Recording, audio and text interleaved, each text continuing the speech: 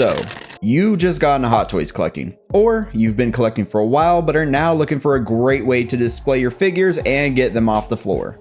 Hot Toys prices have never been higher, but the cost of your displays doesn't have to be. Since you want to save some funds to put towards your figures, today we are going to be looking at the best starter cases for Hot Toys collecting that even I have been using for almost a year now. Just one of these whole display cases costs less than most Hot Toys, so let's take a look. But real quick, if you enjoy content like this, make sure to subscribe to the channel, hit the like button, and hit the bell to be notified when new content goes live. Now, let's get into it.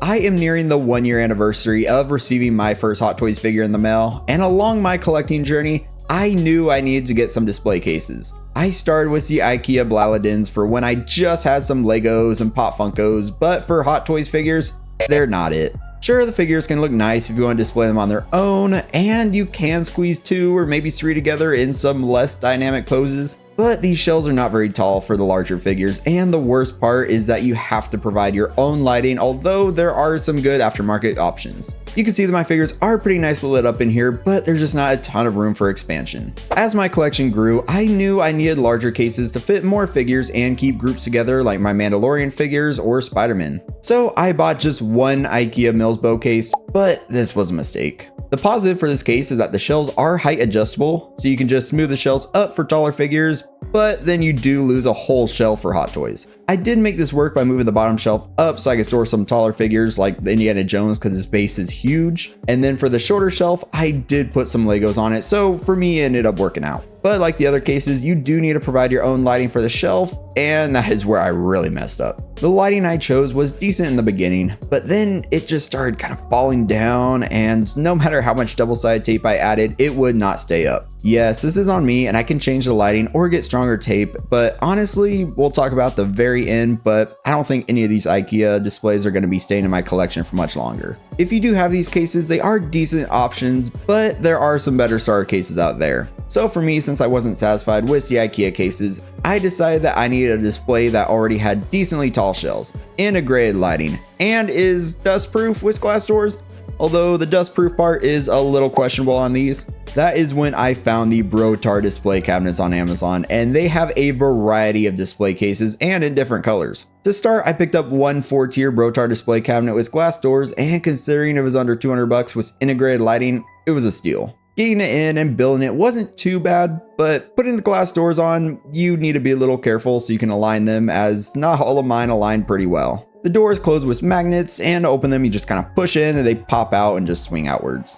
Then the lights are actually controlled with a touch sensitive button on the side. This cycles between blue light, warm light, and then for sort of a white light they kind of cheated and turned on both the blue and warm lights at the same time, but it works. The other cool aspect of the lighting is that these can actually be set as motion sensor lights, so they'll just automatically come on whenever you enter your collection room. Now for sizing.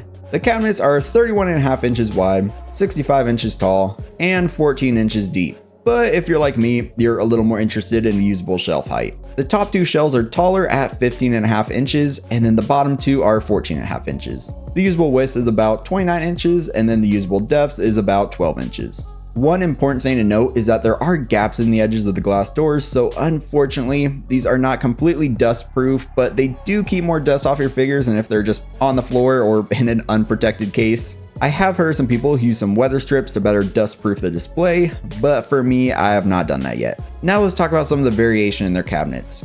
I have 2 of their basic rectangular shaped cabinets, but I did see a new one they have up now with rounded glass edges, which is pretty eye-catching, but just know it's a bit more expensive. Then I do have one corner cabinet, which is just a nice way to fill in corner space. These come in different colors as well. I have black, but there's also white and gray. But now, let's look at some different ways to actually display your figures in these cabinets so you can either maximize the shells or minimize them for a much cleaner look, just depending on your preference. In my corner display, I just have Anakin and Jango as a start to my episode 2 shelf, and yes, I am getting the Artisan Space Jesus Obi-Wan by Hot Toys. Of course, this is just 2 figures for now, but they do look nice next to each other, and the empty space around them just kind of gives it a cleaner look. But under them is the exact opposite. It is a very overcrowded display. Yes, it's not looking too great right now. It's actually my Mandalorian display, and I kind of stuffed everything in there recently just to kind of see how it would look. I do like the swoop bike that you can see the Mandalorians on, but it takes up a lot of room. But hey, at least you know you can fit a couple 6 scale vehicles if they're a little smaller in these, as long as you're willing to actually squeeze everything in there. But of course, for aesthetics, I wouldn't recommend squeezing them all in there like this. And if you do get some larger 6 scale vehicles, definitely pay attention to the inner dimensions before you actually get the cases so you can make sure that everything's gonna fit.